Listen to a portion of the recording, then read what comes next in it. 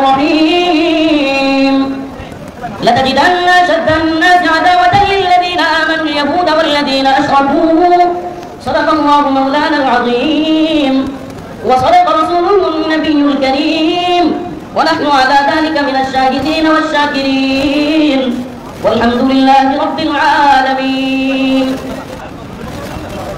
নোয়াখালী জেলা হেফাজতের উদ্যোগে আয়োজিত আজকের এই বন্যাপ্রদের পুনর্বাসন উপলক্ষে দোয়া ও আলোচনা সভা সম্মানিত সভাপতি নোয়াখালীর আলেমদের সেরতাজ নোয়াখালী জেলা হেফাজতের আমির হযরতুল আল্লামা মাওলানা নিজামউদ্দিন সাহেব হাফিজাহুল্লাহ উপস্থিত আছেন।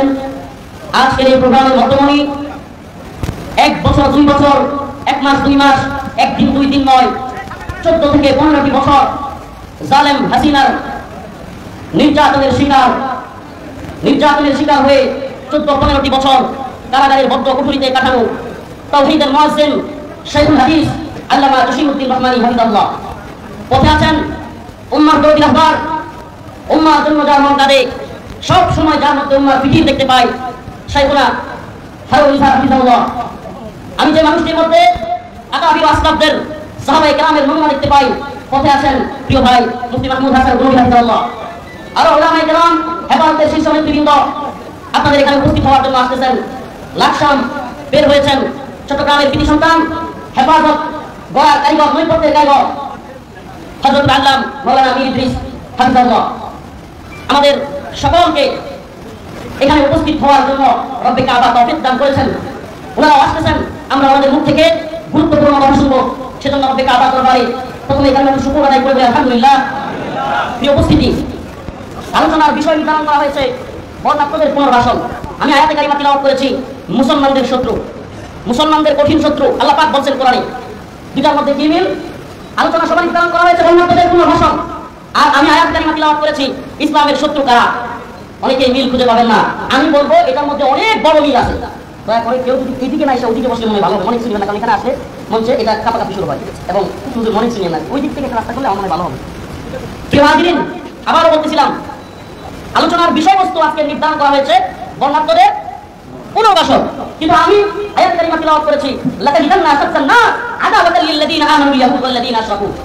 মুমিনদের কঠিন শত্রু রূপে আল্লাহ পাক বলেছেন আশাদ্দান নাস, মানুষের মধ্য থেকে তোমরা পাবে শত্রুতা হিসেবে তোমরা দেখবে ইহুদি এবং মুশরিকদের। আলোচনার বিষয় বন্যাপ্রদের, আমি আয়াত কারিমা তিলাওয়াত করেছি মুসলমানদের শত্রু। কেউ কেউ এটার মধ্যে যোগসূত্র খুঁজে না পেলেও আমি বলবো অনেক বড় যোগসূত্র রয়েছে। আজকে নোয়াখালী এবং ফেনী কিংবা এই অঞ্চলের বন্যার পিছনে কর্তৃত্ববাদী, হিন্দুত্ববাদী, ব্রাহ্মণ্যবাদী অখণ্ড ভারতের স্বপ্ন দেখা সেই গুজরাটের কসাই মোদী সরকারের প্ল্যান রয়েছে। অতএব বন্যাপ্রদের কথা বলতে গেলে প্রথমেই বলতে হবে এই ব্রাহ্মণ্যবাদী, হিন্দুত্ববাদী, এই জালেম অখণ্ড ভারতের স্বপ্ন দেখা, রাম রাজত্ব কায়েমের স্বপ্ন দেখায় হিন্দুত্ববাদী, ব্রাহ্মণ্যবাদী তারুতি শক্তি এই ইন্ডিয়ার বিরুদ্ধে। আমার আলোচনার বিষয় খুবই সংক্ষিপ্ত, লম্বা করার সুযোগ নেই। হুজুররা চলে আসতেছেন, নামাজের পরে ওনারা আলোচনা করবেন, আমরা নামাজের বিরতির মধ্যে যাবো কিছুক্ষণের মধ্যে।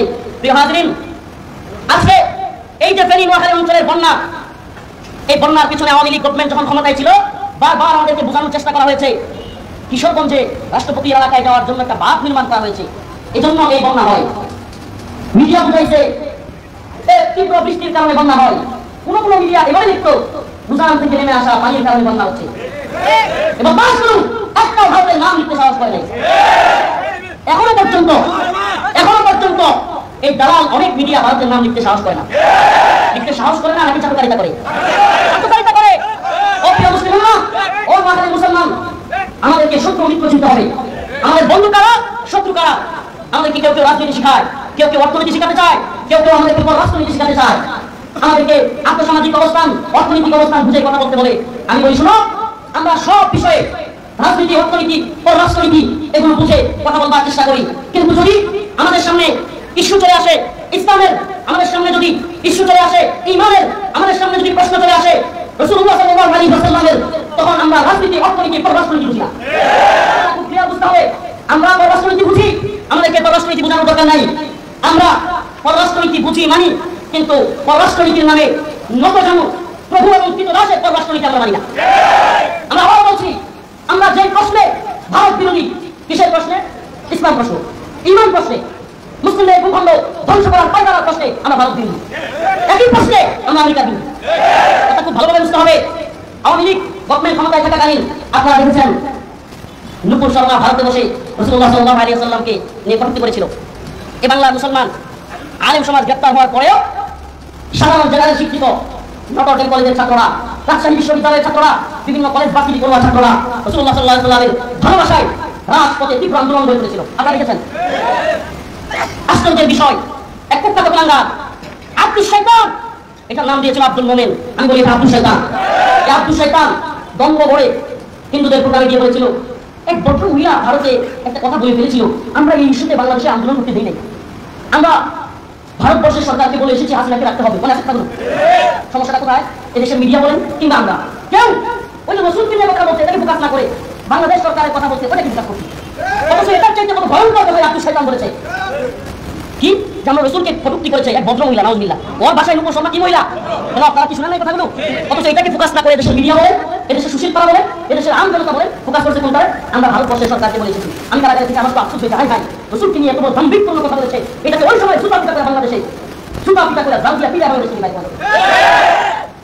তো কি হলো? কথাটা কেন টানলাম? যখন দেখা গেল ফিলিস্তিন ইসরায়েল আক্রমণ করলো, ছাত্রলীগ নামের সংগঠন আন্দোলন করে আসে বলেন, দেখছেন না মনে হয়? কি সুন্দর রাজনীতি। ইসরায়েলের বিরোধিতা করলে আমেরিকার বিরোধিতা করা হয়, ফিলিস্তিন ইস্যুতে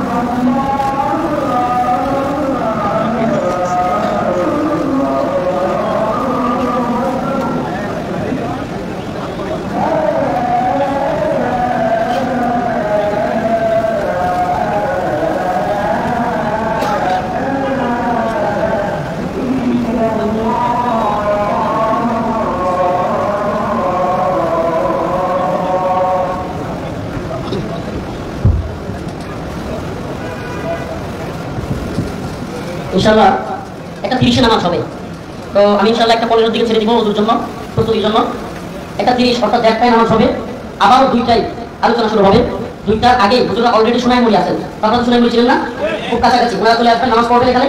নামাজের পরপর হুজুরের আলোচনা শুরু হবে। তো 1টা পর্যন্ত 1টায় নামাজ, একটা 15-তে ছেড়ে দিব ইনশাআল্লাহ। যে কথা বলছিলাম, খেয়াল আছে আপনাদের? আওয়ামী লীগ কি করলো? ছাত্রলীগ ফিলিস্তিনের পক্ষে আন্দোলন করলো। ফিলিস্তিনের দরদ নাকি আমেরিকার বিরোধিতা? যদি তোদের প্রকৃত ইসলামের দরদ থাকতো নুপুর শর্মাই শুধু আন্দোলন করে দেখাইতি। কথা বলেন, নুপুর শর্মাই শুধু আন্দোলন করে দেখাইতি, বুঝতাম ইসলামের প্রতি দরদ আছে। এটা কথা একটু তিতা লাগবে, কিন্তু এটা বলে ফেলি। যদি আপনার ইমান দলের ইমান হয়, যদি দলের ইমান আপনার ইমান হয়, দলের ধর্ম আপনার ধর্ম হয়, নেতার ধর্ম আপনার ধর্ম হয়, নেতার ইমান আপনার ইমান হয়, তবে মনে রাখবেন আওয়ামী লীগ যেমন ভারতের দালালি করতে গিয়া, ভারত পিছু দেখাইতে গিয়া ইসলাম এবং ধর্মীয় ইস্যুতে ভারত বিরোধিতা করতে পারে নাই, নেতাদের অনুসরণ করে কর্মীরাও ভারত বিরোধিতা করে নাই, তেমনি ভাবে আগামী দিনে আমেরিকা ইস্যু আসলে আপনি বিএনপির লোক, আপনি আমেরিকার বিরোধিতা করতে পারবেন না। কথা ভালো বুঝবেন, খালি আমেরিকা দোষ দিবেন না। রাজনৈতিক দলগুলোর এগুলোর অবস্থা মুদ্রায় পিঠোপিঠ। আপনাদেরকে বলি, ইসলাম ইস্যুতে যদি আপনি সবকিছু উঠতে না পারেন, আপনি মুমিন নন, আপনার মধ্যে নিফাক আছে। কথা ভালোভাবে বুঝবার চেষ্টা করেন। আওয়ামী লীগ ইসলাম ইস্যুতে, ঈমান ইস্যুতে ভারত বিরোধিতা করতে পারে নাই। নেতা নেত্রীরা ভারতের পাঁচটা গোলামি করেছে, ভারতের প্রভু মেনে, ভারতকে প্রভু মেনে নিজেরা দাসত্বের ভূমিকায়, নিজেরা গোলামের ভূমিকা অবতীর্ণ হয়েছিল। আমরা জানতে চাই, আজকে আপনি যারা বিএনপি দাবি করেন, আপনি বিএনপি করেন, আগামী দিনে আমেরিকা তো ইসলামের সবচাইতে বড় শত্রু, সাপের মাথা। আমেরিকা হলো ইসলামের সবচাইতে বড় শত্রু, সাপের মাথা। এই যে সন্ত্রাস বিরোধী আইন নামে সাধারণ আলেমদেরকে, মুসলিমদেরকে হয়রানি করার এই আইন, এটা বানাইছে এই আমেরিকার রেল কর্পোরেশন। তাইলে আগামী দিনে আলেমরা যদি ইসলাম প্রশ্নে, ঈমান প্রশ্নে, দ্বীন প্রশ্নে আমেরিকার বিরোধিতা করে, আপনি কোন পক্ষে থাকবেন, তখন আপনার ঈমান টের পাওয়া যাবে। এত খুশি হন না হুজুররা আমেরিকার বিরোধিতা করে, হাসিনার বিরোধিতা করে। আরে শুনুন, আমরা যেমন ইসলাম প্রশ্নে ভারত বিরোধী, ইসলাম প্রশ্নে হাসিনা বিরোধী, ইসলাম প্রশ্নে আমেরিকার বিরোধিতা করতেও বর্তমান সরকার যদি ন্যূনতম ইসলাম বিরোধিতার দুঃসাহস দেখায়, আমরা তাদের বিরোধিতা করতে ন্যূনতম সময় ব্যয় করব। এটাই ঈমান, এটাই ঈমান, এটাই ঈমানের দাবি। সময় কম, শোনার দরকার নাই, কথাটা বুঝবার চেষ্টা করেন। অগ্রিম বলে রাখি, যাতে আমাদেরকে পরে যায় না বলতে পারেন। ছবি তুইলা আনন্দ প্রকাশ কইরা এত খুশি উদযাপন করার সময় নাই। একটু ভালোভাবে বুঝতে হবে, অমুক নেতা তমুক নেতার সাথে সেলফি তুলে হাসাহাসি করে, মুসাফা কোলাকুলি কইরা হাসাহাসি আনন্দে মাখামাখি হওয়ার সময় নাই। 4 দিন পরে পস্তাবেন, দেয়ালে মাথা ঠোকাবেন, হাই হাই কি করলাম, হাই হাই কি করলাম, কার সাথে গিয়ে মিললাম। মনে রাখতে হবে, সতর্ক থাকতে হবে। আমরা হেফাজতে ইসলাম, ইসলামের প্রশ্নে হবো, হেফাজতে ইসলাম হবে ইসলামের প্রশ্নে ব্যান্ডার্ড, হেফাজতে ইসলাম হবে ইসলাম প্রশ্নে অতন্ত্র প্রহরী, হেফাজতে ইসলাম হবে দল মতে উঠতে উঠে, রাজনীতির উঠতে উঠে ইসলামের জন্য জীবন দেওয়ার শাহাদাতের নজরানা পেশ করার সংগঠন। কথা ভালোভাবে বুঝতে হবে। আমরা যারা তরুণ আছি, আল্লাহ মাফ করুক, আল্লাহ মাফ করুক। আবার বলছি, বেয়াদবি দিবেন না, অহংকার নয়, শুধুমাত্র জানার উদ্দেশ্যে। আরে আমি আল্লাহ মাফ করুক, নিজের অবস্থান জানানো নয়, সবাই জানেন আমরা কে কি অবস্থায় আছি, কার প্রতি জুলুম, এটা সবাই জানেন। তবে একটু হালকা মনে করে দিতে চাই, আমার উপর সমস্ত আলেমদেরকে বাদ দিয়া, সারা দেশের হেফাজতে এত বড় বড় মাশায়েখ আলেমদেরকে বাদ দিয়া আমাকে সপ্তাহের ব্যবধানে 2 বার গ্রেফতার করা হয়েছে। সবার আগে আমাকে গ্রেফতার করা হয়েছে। শুধু তাই নয়, গ্রেফতার করে শুধু ক্লান্ত হয় না। আপনারা জানেন, এই জালিমের দল এমনও করেছে, আপনারা যখন জজবা দেখান তখন আমাদের এগুলো মনে পড়ে। আমরা এগুলোতে গা বাসাই না। আপনারা যখন স্লোগান দিয়ে নিয়ে আসেন, তখন আমরা স্রোতে গা বাসাই না। কেন বাসাতে পারি না? এমন দিন গিয়েছে কারাগারে, যেই রুমে আছি সেখান থেকে বেরোতে দেয় না দীর্ঘদিন। বের হবো, নিচে একটু পানির জন্য যাবো, বোতল নিয়ে গিয়ে পানি নিতে যায়, বোতলটা তাড়াতাড়ি ভরার জন্য তাড়াতাড়ি বোতল ভরে আবার উপরে ওঠেন, পেশাব দেয় কারারক্ষীরা। একটু বেশিক্ষণ আকাশ দেখার জন্য, এই দুনিয়াটা দেখার জন্য বোতল না ভরে দাঁড়িয়ে থাকতাম। এই দিনগুলো আমাদের গিয়েছে, বোতলটা না ভরে, পানিটা না ভরে কি করতাম? অযথায় সিরিয়ালে দাঁড়িয়ে থাকতাম। কেন? একটু যেন নিচে আকাশ দেখতে পারি। এই অবস্থাটা আমার উপর দিয়ে গিয়েছে।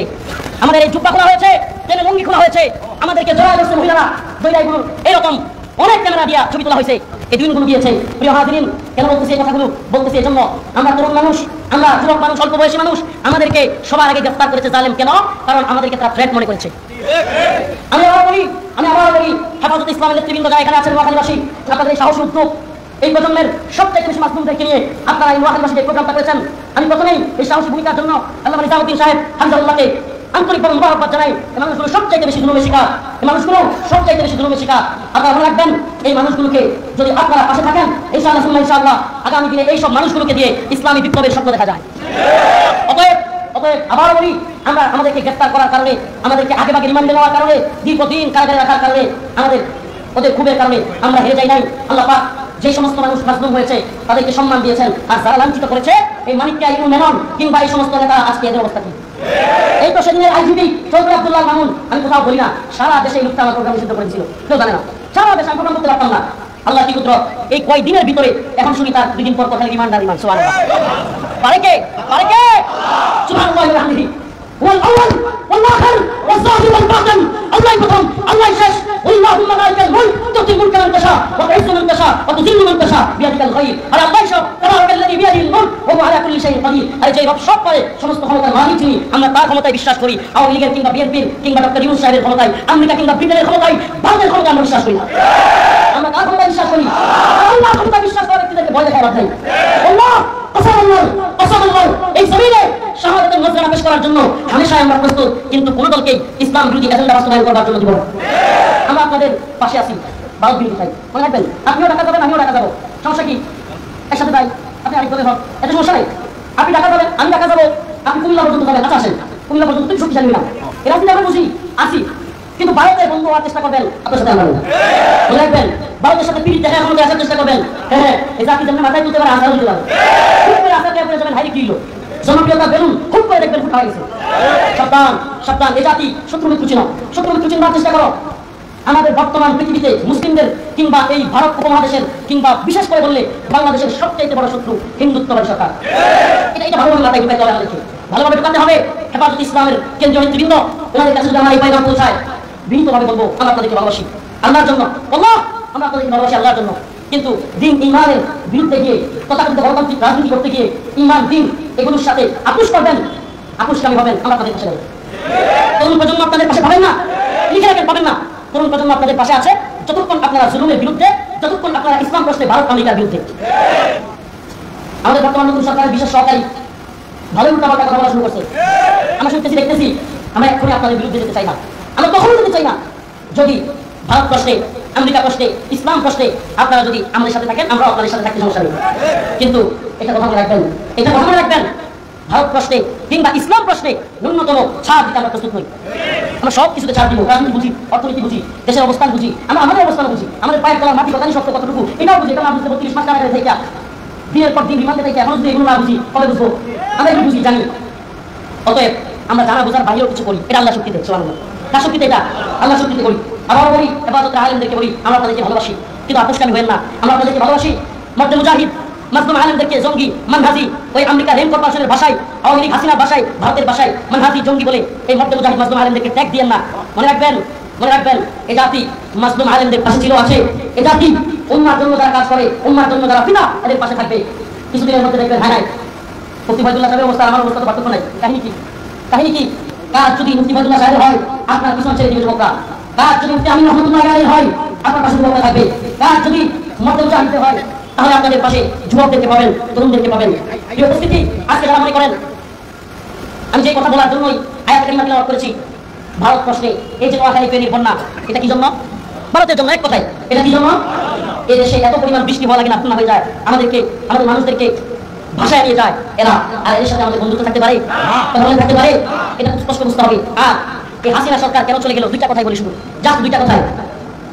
আল্লাহ সাইদি রাহিমাহুল্লাহ যখন জীবিত ছিল, এদেশের আলেম সমাজের অনেকেই তার বিরোধিতা করেছে, কোচিং করে নাই, এমনকি তাকে কটূক্তি পর্যন্ত করেছে। আল্লাহ কি কুদরত, এই আল্লাহ বান্দা চলে গেছে, সাথে সাথে ওনার মিছিল শুরু হয়ে গেছে, ওনার পক্ষে সাফাই গাওয়া শুরু হয়ে গেছে। আশ্চর্যের বিষয়, এ জাতির একটা আশ্চর্য লাগে আমার এই বিষয়। আজকে মাধ্যম আল্লাহ জসিমউদ্দিন রহমানী রাহিমাহুল্লাহ বেঁচে আছে, কিছু কীটপতঙ্গের দল খুঁচাখুচি আর এই মানুষটাকে বিভিন্ন ট্যাগ দিতে ব্যস্ত। দেখবেন এই মানুষটা আমাদের মধ্যে চলে যাক, এরাই দেখবেন খায়াচ্ছে সাহায্য করে। এগুলা আমাদের নেতৃত্ব একটা কথা কর, থাকতে বিদায় খা না, মরলে বিদায় হয়ে যাবে দেবে না, খুঁজে পারলাম না, থাকতে বিদায় খা না, মরলে বিদায়, এই অবস্থা যেন না হয়। সাইদি রহমান বেঁচেছিলেন, ওরে বাবা, প্রশ্ন আর প্রশ্ন, এই সেই তমুক সুমুক, আর এটা কথা ভালোভাবে বুঝেন। ওরা কাউকে রাজাকার, কাউকে জঙ্গি, কাউকে মৌলবাদী, নতুন শব্দ একটা বের করছে, কাউকে মানহাজি। আপনি মানহাজি বলেন, এত সহজ? আমি তো দেখতেছি এই উম্মার যুবকেরা এখন জিহাদ ফি সাবিলিল্লাহর জন্য তৈরি আছে। মানহাজি বলে ট্যাগ দিয়া জনপ্রিয়তা ধরে রাখবেন, আপনার জনপ্রিয়তা বেলুন ফুস করে রাখবেন শেষ। বেলুন দেখেন নাই? বেলুনের মধ্যে ছোট্ট একটা সুই দিয়া দেখবেন কোথাও লিখে আছে ফুস। তা আপনার এই উম্মার যুবকেরা এখন, এই উম্মার ছাত্রেরা এখন দাওয়াত এবং জিহাদের ময়দানে অবতরণ হওয়ার জন্য তৈরি। আর এই যুবকদেরকে তন্ত্রমন্ত্রের লাড্ডু খাওয়াবেন, না কিভাবে লাড্ডু করবে? এই যুবকেরা এই লাড্ডু খেতে চায় না, শুরু করে খাওয়াইতে চায় না, ভূমি করে আপনার শরীর মাথায় ফেলবে। সাবধান হয়ে যান, সাবধান হয়ে যান। আমি গণতান্ত্রিক রাজনৈতিক দল করা এই অবুজ দিন ভাইদেরকে বলতে চাই, আপনাদের সাথে আমাদের শত্রুতা নাই। চেষ্টা তো করেছে অনেকে, আপনারা করবেন, করতে থাকেন, কিন্তু ব্যর্থ হবেন, মনে রাখবেন। পুরো পৃথিবীর এক ইঞ্চি ভূখণ্ডে এই তন্ত্রমন্ত্রের ধ্বজাবাহিনীর মাধ্যমে, তন্ত্রমন্ত্রের মাধ্যমে, এই তন্ত্রমন্ত্রের ফুটের মাধ্যমে পুরো পৃথিবীর 1 ইঞ্চি ভূমিতে ইসলাম বিজয়ী হয় না, হবে না। ইসলাম হুকুমত প্রতিষ্ঠিত হয় না, হবে না। অথচ দিকে দিকে আমরা দেখতে পাই দাওয়া এবং জিহাদের মাধ্যমে আফগান, মালি, সোমালিয়া, ইয়েমেন, বিভিন্ন জায়গায় ইসলাম বিজয়ী হয়েছে। আমার বক্তব্য পুনরায় এখানে শেষ। যে কথা বলছিলাম, এই সরকার পতনের পিছনে 2টা কারণ সবচেয়ে জরুরি। এটা বুঝা, এক হলো সাইদি রাহিমাহুল্লাহকে এই সরকার কেউ কেউ বলে হত্যা করছে, ঠিক আছে? এই সাইদি রাহিমাহুল্লাহ খুব এবং 2013 সালে শাপলার খুব সারা দেশের তরুণ প্রজন্মের মধ্যে বামদের মতো কাজ করছে। আপনারা বুঝতে মানুষ করে নাই, 13 সালে শাপলার হত্যা এবং সাইদি রাহিমাহুল্লাহর মৃত্যু এই তরুণ প্রজন্মের মধ্যে, এবং এই রিসেন্ট কিছুদিন আগে 21 সালে আলেমদেরকে বেরি করানো, বন্দী করা এবং ছাত্রদের উপরে নির্মমভাবে গুলি করা, এই সব বিষয়গুলো একত্রিত হয়ে বিস্ফোরণ করতে বোমার মতো হাসিনার তত্ত্বে দারুণ খান হয়ে গিয়েছে। আর সেই কথা বলে যাই, আপনাদের এলাকার সন্তান ভুলে যায় না ছেলেটাকে, এনামুল হাসান ফারুকী, আমাদের প্রিয় ভাই এনামুল হাসান ফারুকী আল্লাহ জুনাইদ ভগ্নগরী রহমাহুল্লাহ বিশ্বস্ত সহচর আপনাদের মহাখালী সন্তান। এই ভাইটা বড় অসুস্থ, লক্ষ লক্ষ টাকা প্রত্যেকটা থেরাপিতে রাখতেছে, কণ্ঠ চেঞ্জ হয়ে গেছে, মাথা চুল পড়ে গিয়েছে। জালেম হাসিনা রিমান্ডে থাকতে থাকতে এই ভাইটা আজকে গলা, মাথা, তারপরে নাভি, যৌনাঙ্গ সব কিছু আজকে অগোচর অবস্থায় চলে গিয়েছে। এই ভাইটার খেয়াল রাখবেন। আপনাদেরকে আলেমদেরকে বলবো, মহাখালী আলেম সমাজ আপনারা ফান্ড কালেকশন করেন, প্রত্যেক দিন লক্ষ লক্ষ টাকা খরচ হচ্ছে।